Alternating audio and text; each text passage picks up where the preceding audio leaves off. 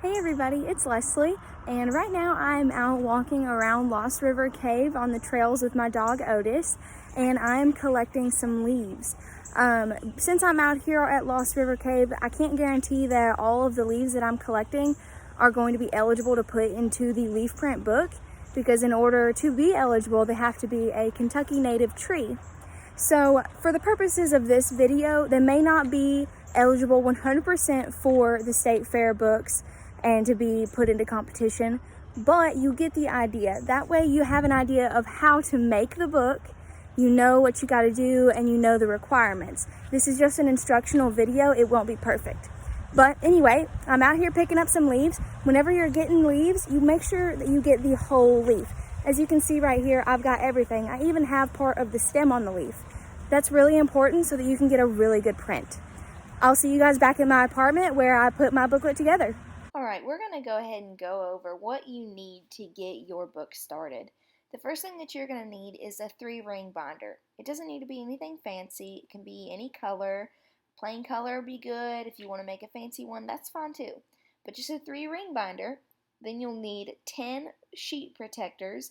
They have 3 holes on the side so that you can easily put them in the binder. And then you will need some printer paper, probably, 10, 15, 20 sheets. In case you accidentally mess up on one, you have extra paper and you can go back and do it again. You also will need 10 different Kentucky native tree leaves, and we've included a small sheet that gives you some tips on identifying these trees that are Kentucky native. You will need an ink pad and a pen or pencil. Some optional items that you can include are labels, if you would like to put a sticky label in the bottom right hand corner instead of handwriting out the information, that works too, and some gloves. If you would like to use some plastic gloves in order to keep the ink off of your fingertips, that's always a good option to have lying around because this can get messy. So I've got my ink pad set up here.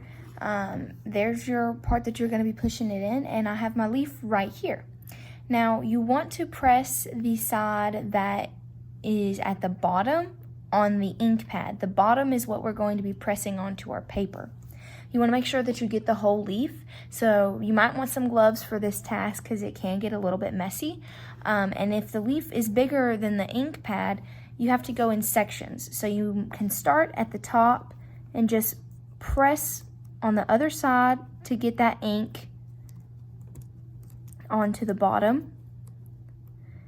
And you want to make sure that you do get a lot of ink because you want enough for it to actually make a print on your page. All the way up to the tip of the leaf. You might get it on your fingers here, and then move down to your next section and start rubbing to where you can get ink on that side too. You want to be careful and don't damage the leaf while you're doing this. You don't want to rip your leaf and then have to go out and get another one. Just be really careful. I have found that if you take an empty piece of paper or a scrap piece of paper and use it on top of the leaf, you can press it like this, and then you can avoid getting your hands dirty and also make sure that you get the whole leaf in ink. Now, I flipped it over to see how much ink I have. That doesn't look like a whole lot, so I'm going to keep going. And I am going to use that paper trick that I just mentioned. So I'm taking my paper and I am just pressing all around, making sure that I get ink. It's already bleeding through the paper, so I think I've got enough there. Flip it over, it looks much better. So let's get the other half. And again, just press, press, press, press, press. It's okay if you get ink on the top side that you're touching. It doesn't really matter, just as long as you get enough on the bottom. So I'm picking up my leaf. I'm being very careful with it. And I'm bringing over my piece of paper. You want to try your best to not get ink anywhere else on the paper other than where you are putting your leaf at, just to make it look really professional. So now I'm taking my leaf and I've got ink, and I'm going to line it up as best I can in the middle of the paper. So that looks pretty good to me. So then I'm going to press down and try not to move it as much as possible. Just keep it still and press around Move my hands a little so you can see better. I'm just pressing, but I'm holding the leaf still so that it doesn't shift too much and make a blurry image. If you get a blurry image, it might not get a very good score whenever it is in competition. So I'm pressing, and you want to press, for as long as you think. You can always try again. If you've picked it up and it doesn't look very good, you can try again on another piece of paper. That looks pretty good to me. I'm pleased with that image, so I don't think that I'll remake that one. I think that one's a fine image to go into my book. You can see that some spots are darker than others, and I probably just had more ink in that spot than other spots, but you still see the whole leaf. You've got from the top all the way to the bottom ink, and that's a really good image to go into your booklet. So I'm going to set that to the side to dry, and then whenever it is nice and dry, I'm going to put it into this nice protective sheet cover. So this is a print that I have previously done of a sweet birch tree, and I'm giving you this view so that you can see the label that I put in the bottom right hand corner. You'll be required to do a label for each one of your leaf prints as well, and you can handwrite them as long as you can write it legibly, or if you want to print out a label, you're more than welcome to do that as well. It just has to contain all of this information. So the first thing that it has to have is the common name of the tree.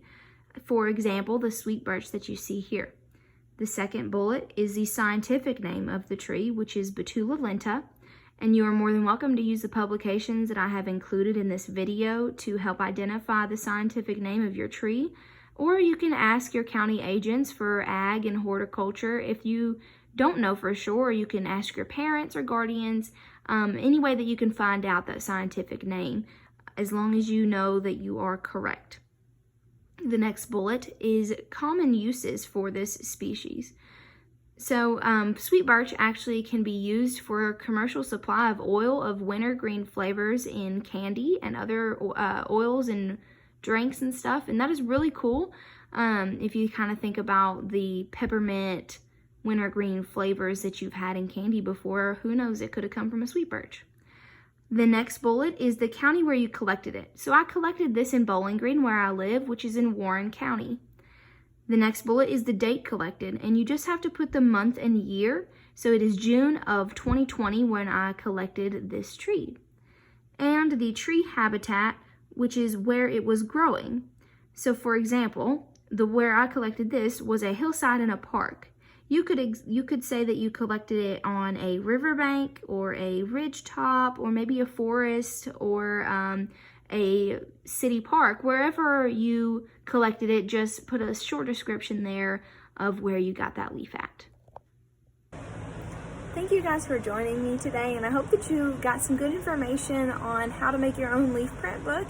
If you have any questions, feel free to contact the Barron County Extension Office. You can contact Paula Terry at pterry@uky.edu, or you can contact me. It is leslie.langley031@uky.edu if you want any information on or tips on how to do a good leaf print book. One pro tip that I will give you here at the end is whenever you're collecting your leaves, I think it's a really good idea to collect 3 or 4 of the same tree leaves in case you do accidentally tear one whenever you get back home and you start making your book.